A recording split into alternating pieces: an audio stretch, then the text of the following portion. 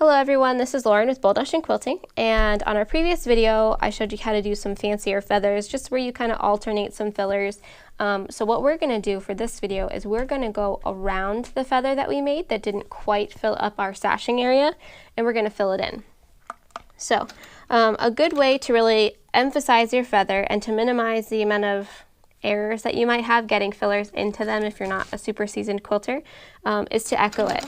Now a good way to follow your echo is to use your quilting foot, and so I'm just going to kind of follow the edge of this foot with the edge of my feather to give myself a nice even echo.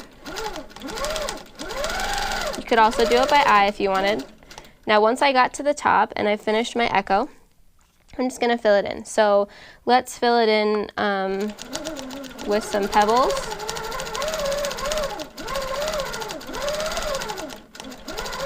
Now for me, I like pebbles to be different sizes because that way when you're stitching, no one's going to notice if for whatever reason one was a little too small or one was a little too big. Now if you notice, not all of my pebbles are perfect. Some of them you can really see where I missed the ball echoing that circle. If that really bothers you and everything has to be perfect, you could actually, instead of doing a pebble, you could come in and a couple of them, kind of fill them in, kind of like a concentric circle. Or if you watched my previous pebble video earlier, and you maybe don't want to do tiny pebbles everywhere, you could do some bigger pebbles. Let me get to a space where I could do a big one, right? And then you could do a gentle S shape in there, kind of like a marble. That's fun. And all you'd want to do is every once in a while, fill it in with some of those crazy ones that you did, and everything will look like it goes together and it matches. You're not a computer. Can't be expected to do computer work. It's always nice when you can do something a little more interesting.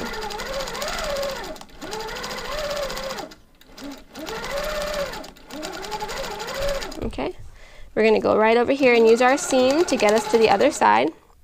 We're going to do the same thing. We're going to use that hopping foot to give us a 1/4 inch around.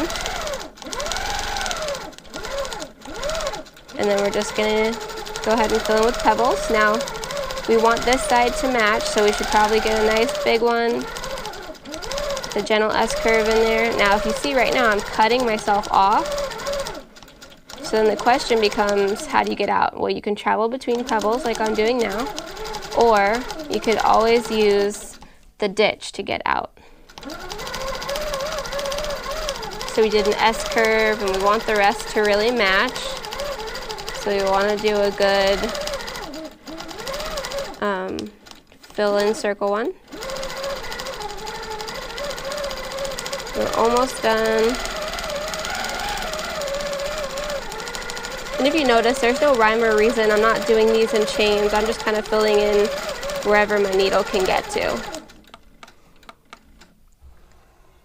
And then you saw my feather go from something that looked really flat to now it's got a lot of dimension in it because the pebbles are flattening and pushing all of the batting in towards the feathers. Well, the feathers are already stitched, so it's not pushing it in, but it's pulling all of this stuff down and it's pushing all of this stuff up to the top. So thank you so much for watching. Stay tuned for some more videos. I know feathers are a lot of fun, so I'm going to start doing some crazy videos with feathers. Please feel free to like and share. You can like the page if you want to get the videos as they drop. You can also see some of my completed work on Instagram at Bold Ocean Quilting, and then of course there are some different videos on YouTube as well. I try to update them, but they don't always have the same videos on there as Facebook. So thank you so much for watching. Y'all have a happy day and take care.